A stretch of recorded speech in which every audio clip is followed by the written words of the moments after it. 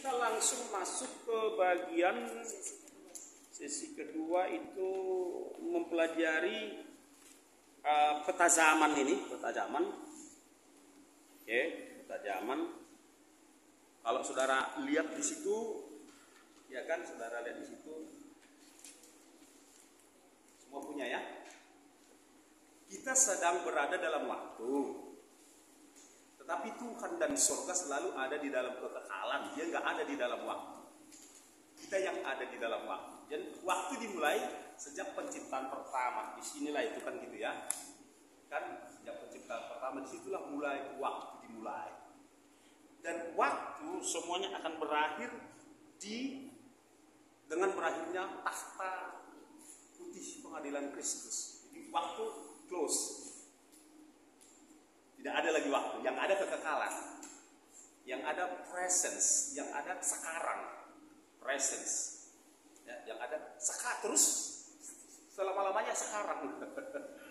Dari sana udah nggak ada malam, nggak ada siang yang memisahkan waktu gitu kan, nggak ada lagi. Jadi kita masih dalam ada waktu. Nah, ini menolong kita memahami bahwa sebenarnya kita sedang menjalani ke ujung waktu. Orang yang sudah meninggal itu, ya, nanti kelak juga akan, yang mati dalam Kristus, kelak akan bersama-sama dengan kita, ya kan, meninggalkan waktu sejenak dan kembali lagi ke bumi, masuk lagi ke dalam waktu yang namanya kerajaan 1000 tahun. Dan setelah kerajaan 1000 tahun usai, maka disitulah pengadilan terakhir. Nah, setelah pengadilan terakhir kelar, beres, maka kita kembali kepada kekekalan untuk selama-lamanya. Itu dengan masuknya kita ke bumi baru, langit baru, Yerusalem baru. Jadi jelas perjalanan atau rute perjalanan kita sebagai orang percaya, jelas sebenarnya perjalanan semua manusia sejak penciptaan ini juga perjalanannya. Hanya saja ada mereka yang tidak mau ikut Tuhan, ada yang mau, itu sebenarnya. Tapi kalau agenda perjalanannya samanya, ya kan, kita berada di dalam waktu yang sama. Itu dulu. Nah, kita masuk ke tanda-tanda kedatangan Tuhan Yesus. Ya, tanda-tanda kedatangan Tuhan Yesus yang paling mudah kita temukan adalah di dalam Matius 24. Mohon cepat seorang untuk buka dan bacakannya. Matius 24. Mulai dari ayat coba mulai dari ayat 3 boleh. Cepat waktu kita jalan terus. Sebenarnya Matius 24 ayat 3. coba. Permulaan penderitaan, ketika Yesus duduk di atas bukit Zaitun, datanglah murid-muridnya kepadanya untuk bercakap-cakap sendirian dengan dia. Tahan sebentar, fokus lagi ke sini. Jadi itu saat dia hendak terangkat kakinya nginjak bukit Zaitun, kan gitu ya. Terus Kata mereka, katakanlah kepada kami, bila manakah itu akan terjadi, dan apakah tanda kedatanganmu dan tanda kesudahan dunia. Terus cepat. Jawab Yesus kepada mereka, waspadalah supaya jangan ada orang yang menyesatkan kamu. Sebab banyak orang akan datang dengan memakai namaku dan berkata, akulah Mesias, dan mereka akan menyesatkan banyak orang. Tanda yang disebut di sini yang pertama adalah penyesatan dan Mesias palsu. Itu sudah lama berlangsung, tapi sekarang makin banyak. Termasuk itu Kristen progresif lah, dan begitu kan. Termasuk pengajaran yang mengatakan Yesus bukan juru selamat lah. Itu semua bagian dari penyesatan dan seterusnya. Banyak kali penyesatan di luar sana sekarang. Ayo, mari lanjutkan. Kamu akan mendengar deru perang atau kabar-kabar tentang perang. Tentang perang ini yang paling gencar itu dimulai dimulai sejak Perang Dunia Pertama, dilanjutkan dengan Perang Dunia Kedua, dan setelah itu dilanjutkan lagi dengan berbagai perang di antara bangsa-bangsa, kan gitu ya, dan nanti akan berpuncak kepada Perang Dunia Ketiga. Terus kan? Namun berawas-awaslah, jangan kamu gelisah, sebab semuanya itu harus terjadi, tetapi itu belum kesudahannya. Ya. Sebab bangsa akan bangkit melawan bangsa dan kerajaan melawan kerajaan. Ya. Akan ada kelaparan dan gempa bumi di berbagai tempat. Terus. Akan tetapi semuanya itu barulah permulaan penderitaan menjelang zaman baru. Zaman baru itu zaman kerajaan 1000 tahun. Sebentar di sini saya ada footnote catatan kaki di sini bahwa pihak antikristus itu telah mengubah ayat ini, kata itu zaman baru menjadi New World Order, tatanan dunia baru. Kemudian yang lain yang diubahkannya untuk nyesatin orang, yaitu bahwa barang siapa yang ada di dalam Kristus dia adalah ciptaan baru. Itu pun diubahkan menjadi New World Order dan seterusnya. Saya ada videonya, ada di hard disk saya dan seterusnya. Itu hanya catatan tambahan kepada zaman baru. Tapi zaman baru yang sebenarnya bukan New World Order, bukan tatanan pemerintahan antikristus, tetapi pemerintahan Yesus Kristus selama 1000 tahun di bumi, dilanjutkan dengan kekekalan lanjut. Pada waktu itu kamu akan diserahkan supaya disiksa, dan kamu akan dibunuh dan akan dibenci semua bangsa oleh karena namaku. Ya. Dan banyak orang akan murtad dan mereka akan saling menyerahkan dan saling membenci. Banyak nabi palsu akan muncul dan menyesatkan banyak orang. Ya. Dan karena makin bertambahnya kedurhakaan, maka kasih kebanyakan orang akan menjadi dingin. Sedang terjadi hari-hari ini, tetapi puji Tuhan bagi orang anak-anak Tuhan seperti saudara dan saya, kalau saya sih mengalami makin berkobar kok kasih anak-anak Tuhan yang penuh Roh Kudus dan yang penuh dengan firman. Tetapi somehow di luar sana kasih kebanyakan orang makin tinggi, tetapi kita tidak. Yang setuju? Lanjutkan. Tetapi orang yang bertahan sampai pada kesudahannya akan selamat. Dan Injil kerajaan ini akan diberitakan di seluruh dunia menjadi kesaksian bagi semua bangsa. Sesudah itu barulah tiba kesudahannya. Oke, itu tanda-tanda ya. 524. Oke, bebas bertanya. Ya, mana tahu ada pertanyaan, langsung saja angkat tangan. Mungkin ada yang mau ditanyakan dari bagian ini.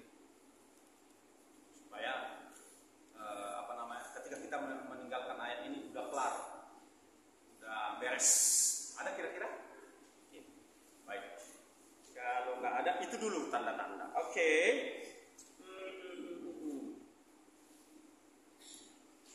Terkait dengan tanda-tanda ini, dari apa yang telah kita tadi baca itu, kita lihat itu, di situ ada kejadian yang kita nggak suka. Kelaparan, perang, penyakit sampar ada tadi disebut. Ada kan? Penyakit sampar. Kemudian tanda-tanda lain menjelang kedatangannya ada berbagai kesulitan. Nah, begitu. Oke, langsung saja kita. Misalnya kita lihat langsung dicatat aja di dalam 2 Timotius 3 ayat 1. 2 Timotius 3 ayat 1 berkata bahwa di hari-hari terakhir akan muncul masa yang sukar ekonomi. Tantangan yang paling langsung berdampak kepada kita adalah tantangan ekonomi, kenaikan harga barang-barang seperti apa yang telah dinubuatkan di dalam Wahyu 6 ayat 6. Secupak gandum ya, secupak gandum sedinar ya. Jadi ini intinya berbicara tentang harga yang nggak masuk akal terlalu mahal, dan itu akan terus menaik dia. Nah, ketika nanti atau tahun ini atau tahun depan jadi dinaikkan pajak menjadi 12%, maka nilai uang kita akan semakin merosot. Income kita bukannya bertambah, kan gitulah kira-kira, tetapi uang kita turun nilainya, tapi harga harus kita bayar ke membeli ABC kebutuhan naik. Itu akan sungguh terasa dampaknya. Itu tantangan ekonomi. Dan begitu. Ya, doakan Tuhan masih bisa bekerja untuk pemerintah ini tidak naikkan pajak. Kan begitu ya. Bisa. Gitu ya. Nah, kalau itu toh terjadi, kita umat perjanjian di mana Allah terikat dengan janjinya kepada saudara dan saya, ikatnya bukan hanya pakai omongan, pakai darah. Wow. Pakai darah tuh. Gak akan berubah janjinya. Saudara dan saya akan secara khusus dipelihara oleh Tuhan. Gimana caranya? Nggak tahu. Gimana caranya? Tuhan tahu caranya. Mana bisa saya tebak-tebak caranya? Yang bisa saya pastikan, dia pasti memelihara, dan dia pasti, ada dua pasti memelihara, pasti sanggup, pasti mau dan pasti sanggup. Dengan caranya yang di luar ini kita. Oke, jadi nggak usah takut. Kita mau kelarkan kepada semua gereja, termasuk khususnya ke sini, adalah kabar sukacita, pengharapan yang pasti. Oke? Jadi itu pentingnya, kita nggak sekedar ingin tahu apa aja daftar dari tanda-tanda kedatangannya, tetapi di setiap tanda itu ada Tuhan Yesus menjadi Immanuel bagi kita. Serius loh, Immanuel. Namun ini juga penting karena apa? Karena ketika kita lihat, gempa, itu berarti tanda kedatangan Tuhanku. Jadi kita justru bersukacita gitu. Justru bersukacita. Mulai harga naik. Itu tanda kedatangan Tuhanku. Sukacita. Penderitaan-penderitaan yang kamu alami sementara waktu tidak sebanding dengan sukacita, kebahagiaan, kemuliaan yang akan kita nikmati pada saat kedatangannya dan seterusnya. Cocok? Setuju? Itu dia. Tentu ada juga salah satu tanda yang lain yang menyenangkan dari kedatangan Tuhan, seperti apa yang tertulis di dalam Kisah Rasul 2 ayat 17. Cepat seorang lomba membukanya. Kisah Rasul 2 ayat 17. Itu kabar baik itu. Ya, sebenarnya ini pun dibalik yang nggak baik ini, kabar baik juga sebetulnya buat kita di dalam Matius 24 ini. Ayat 17. Ya, silakan. Akan terjadi pada hari-hari terakhir, demikianlah firman Allah, bahwa aku akan mencurahkan rohku ke atas semua manusia. Terus? Maka anak-anakmu laki-laki dan perempuan akan bernubuat, dan teruna-terunamu akan mendapat penglihatan-penglihatan, dan orang-orangmu yang tua akan mendapat mimpi. Sejak hari Pentakosta terus sampai hari ini itu terjadi pencurahan Roh Kudus kepada semua orang. India sekarang lagi banyak yang tobat.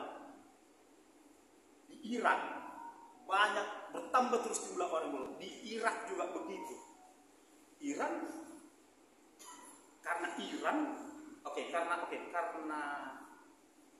Iran pun tahu Tuhannya orang Israel di zaman Persia. Tuhannya orang Israel itu udah diperkenalkan di Persia. Di Irak, kedatangan Tuhan Yesus atau memperkenalkan Tuhan Yesus itu udah dimulai oleh orang pintar yang dari dari timur. Itu kan orang Irak yang dipandu oleh bintang itu, di mana mereka kemudian balik ke Irak. Mereka ngasih tahu tentang Tuhan itu udah datang, dan sebagian dari mereka ada di sekitar kita sebagai Muslim.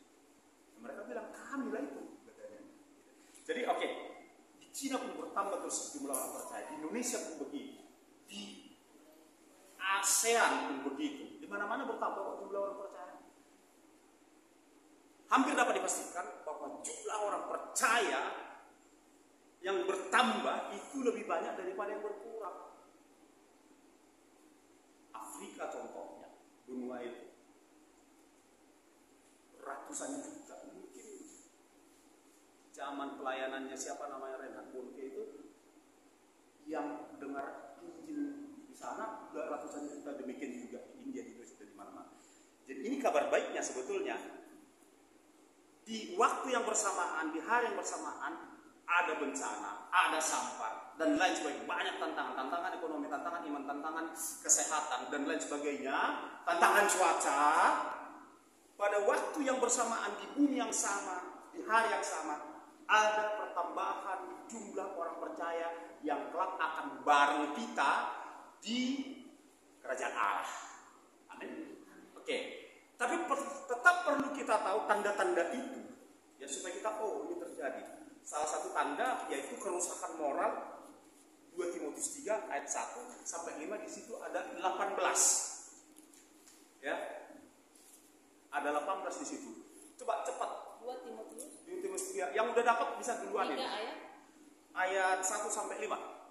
Keadaan manusia pada akhir zaman, ketahuilah bahwa pada hari-hari terakhir akan datang masa yang sukar. Manusia akan mencintai dirinya sendiri dan menjadi hamba uang. Mereka akan membual dan menyombongkan diri. Mereka akan menjadi pemfitnah. Mereka akan memberontak terhadap orang tua dan tidak tahu berterima kasih. Dan seterusnya. Ini kerusakan moral terjadi di depan mata kita. Pembual, ngomong sembarangan di TikTok dan seterusnya. Oke, bully sana, bully sini kan gitu ya. Kemudian tanda kedatangan Tuhan yang kita temukan di kitab lain, buka di dalam Daniel 12 ayat 4. Tolong cepat ya, fokus terus semua ya, fokus. Daniel 12 ayat 4. Firman Tuhan. Ya. Tapi engkau Daniel, sembunyikanlah segala firman itu dan meteraikanlah kitab itu sampai pada akhir zaman. Sampai pada zaman terus. Banyak orang akan menyelidikinya dan pengetahuan akan bertambah. Yes. Ini juga gini. Bertambahnya pengetahuan, tersingkapnya kitab demi kitab dari Alkitab ini adalah tanda, salah satu tanda di akhir zaman yang dituliskan oleh Daniel. Yang kedua, tadi kan pengetahuan akan Alkitab nih ya, Daniel 12 ayat 4. Pengetahuan akan Alkitab. Jadi gini, tentang hal ini ada satu buku namanya Strong Concordance, memuat semua ribuan ayat Alkitab ini kata per kata di situ dengan nomornya, sehingga ketika kita selidiki nomor tersebut akan dijelaskan apa artinya. PL, PW. Itu sudah terbukti kan? Dan hal-hal yang lain tentunya. Ini tentang Alkitab. Kemudian pengetahuan. Kan disebut tadi pengetahuan, sains, teknologi. Sekarang itu menuju kepada puncaknya. Hari-hari ini AI. AI itu merupakan pertambahan daripada pengetahuan.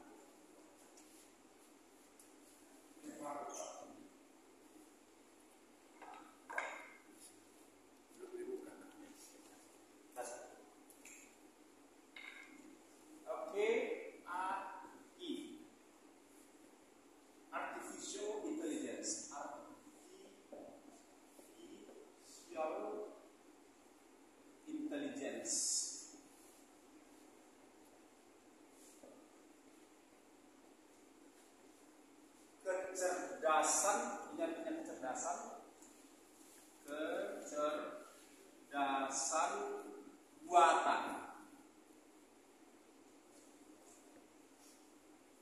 AI ini, kecerdasan buatan ini, mereka sudah ada 10 perusahaan besar dunia yang sudah membuat produk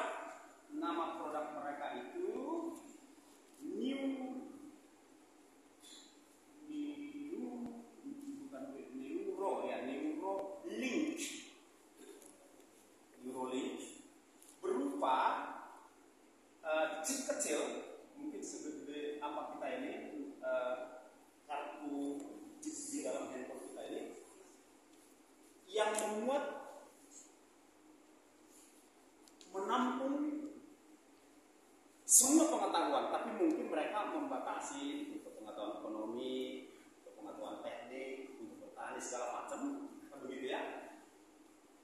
Dimuat di dalam chip tersebut. Itulah merupakan puncak, meskipun belum akhir tapi sudah menuju puncak daripada penggenapan Daniel 12 ayat 4, pengetahuan bertambah. Apa sih maksudnya Pak Jogi dikasih tahu? Supaya kita tahu bahwa udah di depan mata kita rupanya penggenapannya ini. Udah menuju kepada klimaks daripada ininya manusia. Berarti kalau udah ininya manusia udah di puncak ininya kecerdasannya, berarti bakal selesai kan gitu kan? Berarti era kecerdasan manusia akan selesai digantikan dengan kecerdasan surgawi dari Tuhan. Itu akan selama tinggal nanti. Jadi itu dulu tentang ini. Jadi gini, Bapak Ibu bisa tinggal masuk ke Google bisa untuk mengetik ini, atau ke YouTube juga artificial intelligence. Apa ketik misalnya apa artificial intelligence atau apa juga neuro saraf, link jaringan saraf. Ini pun bisa memperlengkapi saudara.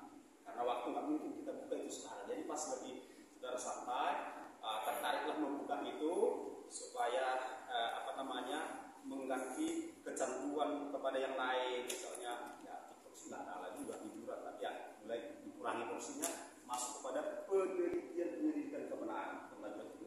Itu dulu tandanya. Saya kira kita batasi di situ. Kalau dijelasin nanti habis waktu hanya ngejelasin itu, meskipun penting juga itu saudara ya. Jadi maksudnya di situ bahwa oh iya benar bahwa Daniel 12 Alkitab yang menunjukkan menunjuk kepada zaman ini sedang di depan mata aku. So it means artinya bahwa kedatangan Tuhan Yesus kali kedua sudah sangat dekat di depan mata. Mengenai ada lagi sebetulnya tentang kemajuan terkini dari pengetahuan dan sains, yaitu nanoteknologi. Nanti saudara bisa kok ini dilihat di ya, teknologi nano ya, nanoteknologi ya. Teknologi. Ya. Dengan menggunakan nanoteknologi ini mereka bisa masukkan logam di dalam vaksin. Nanti itu lebih jelas, ada orang yang bisa membuat itu lebih jelas. Jadi, oke, gimana ini? Saya masuk kepada gini, melihat secara sport ini. Ada baiknya teknologi ini, tapi ada juga sisi gelapnya. Baiknya teknologi ini ya menolong kita membuka Alkitab lebih cepat, pakai Alkitab elektronik misalnya. Baiknya yaitu pesan Grab, ya kan? Baiknya pesan barang online dan seterusnya. Baiknya ngecek informasi di YouTube herbal apa yang bagus dan lain sebagainya. Kan gitu kan, ada baiknya. Baiknya yang paling dikehendaki Tuhan yaitu kita gunain teknologi yang Tuhan izinin ini berkembang untuk nyebarin Injil. Setuju? Ya dong, nyebarin firman. Itu baiknya. Ya, orang bilang untuk mempercepat kedatangan Tuhan. Oke lah. Begitu. Jadi ada baiknya kok. Nah, cuman apalagi nanti masuk kepada setelah dimasukkannya teknologi tersebut ke dalam tubuh, akan menolong kita di handphone, karena akan terhubung handphone. Oh, gula pun naik. Bagus kan? Bagus kan? Oh, asam urat pun naik. Oh, kolesterol pun naik dan seterusnya. Bagus. Tetapi tidak ada makan siang gratis. Mereka punya agenda di balik itu. Nanti akan dijelaskan. Saya bertanggung jawab. Tidak hoax, tidak halu. Ya, saya bertanggung jawab. Saya akan bawa orang yang menjelaskan di pertemuan ketiga. Itu karena rumit ya. Nanti lompat-lompat aku nggak ngejelasinnya. Tapi kalau dia nanti bisa lebih sistematis. Oke, itu dulu. Tapi ada sisi gelapnya, ada kejahatan kemanusiaan yang terselubung di balik teknologi ini. Sumber pengetahuan itu dari Tuhan Yesus. Si Lucifer adalah gambaran kesempurnaan, juga cerdas. Ini manfaatin kecerdasan yang bersumber dari Allah itu untuk tujuan dia. Kan main curangnya iblis kan di situ. Dia manfaatin untuk ngejebak manusia masuk dalam perangkapnya. Kita perlu tahu perangkap-perangkap yang dia pakai, ya. Gereja harus diedukasi, umat percaya bahkan seluruh dunia, umat manusia perlu diedukasi untuk tahu jebakan itu apa, supaya mereka menghindar daripadanya dan supaya mereka tahu bahwa ada satu pribadi yang bisa ngalahkan itu semua. Ada satu pribadi yang bisa mengalahkan kekuatan daripada antikristus. Nama pribadi tersebut adalah Kristus. Nah, itu dia. Jadi bukan hanya orang percaya yang perlu diedukasi, tapi seluruhnya perlu diedukasi. Ini loh jawaban. Yang ini palsu punya. Itu kelihatan baik dan seterusnya. Itu yang perlu kita pahami.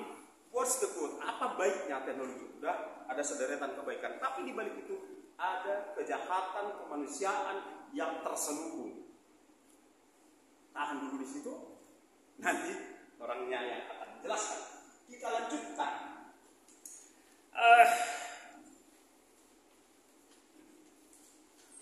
Siapkan pertanyaannya. Siapkan pertanyaan ketika saya menyampaikan A. Saya rasa nggak gini Pak. Bisa kita diskusikan, kita pecahkan nanti, bukan untuk bertengkar, tapi untuk mencari kebenarannya. Ya, oke, tahap pertama disebut di situ kedatangan Tuhan. Ini kita masuk kepada kedatangan Tuhan kali kedua, terdiri dari dua tahap. Tahap pertama yaitu rapture. Coba cepat 1 Korintus berapa? 1 Korintus 15 ayat 51 hingga 53. 15 ayat 1. Di sini ada itu.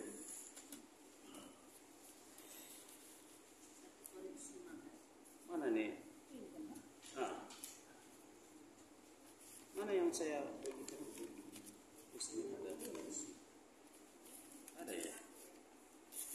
Di sini urutan tanda mungkin seperti. Oke, baik, di sini nggak lengkap ya.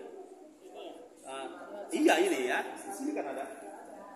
Ya, silakan. Ayo berlomba aja untuk ngejar waktu maksud saya. Ya.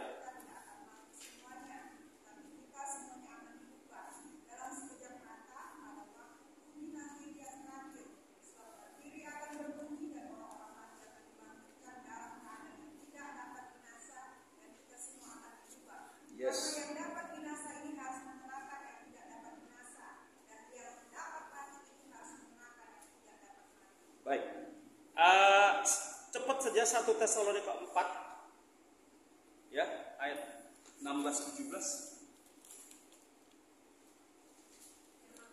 Ya. Sebab pada waktu tanda diberi, yaitu pada waktu penghulu malaikat berseru, Ya. dan sangkakala Allah berbunyi, Ya. maka Tuhan sendiri akan turun dari sorga, dan mereka yang mati dalam Kristus akan lebih dahulu bangkit. Itulah yang disebutkan di dalam 1 Korintus tadi. Itu jadi itu menjelaskan yang tertulis di 1 Korintus itu bahwa tubuh kita itu akan diubahkan, kan gitu ya. Jadi jelas momennya kapan? Ya di sini ini panah pertama yang ke atas itu. Di situ coba lihat di peta yang ada di tangan saudara. Di situ dia pengangkatan, kan gitu. Di situ momennya. Begitu. Oke.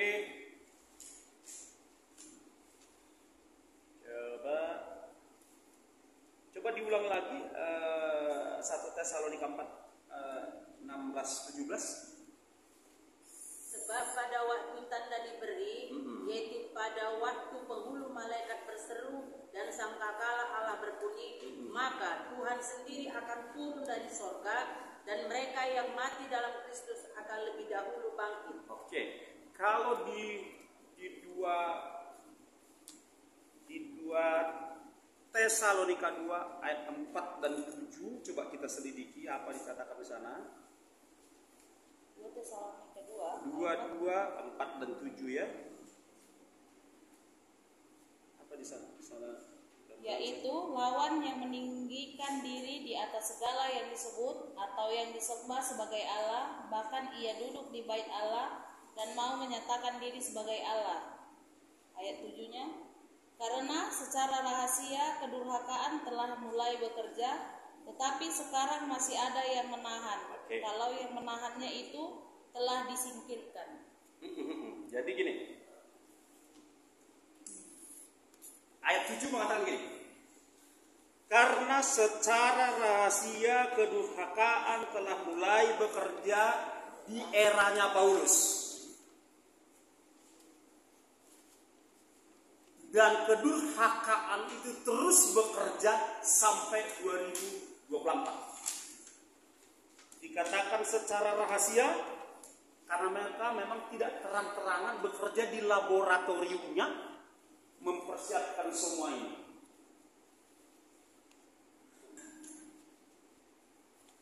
Untuk menggenapi bagian mereka. Jadi secara rahasia mereka mempersiapkan diri. Kan gitu, saudara. Secara rahasia kedurhakaan telah mulai bekerja, tetapi sekarang masih ada yang menahannya. Kemungkinan persiapan mereka sudah nyaris rampung. Atau sudah rampung. Kenapa belum muncul? Jawabannya, ya kan? Karena yang menahannya belum disingkirkan, ya kan? Ayat 7 dikatakan, kalau yang menahannya itu telah disingkirkan,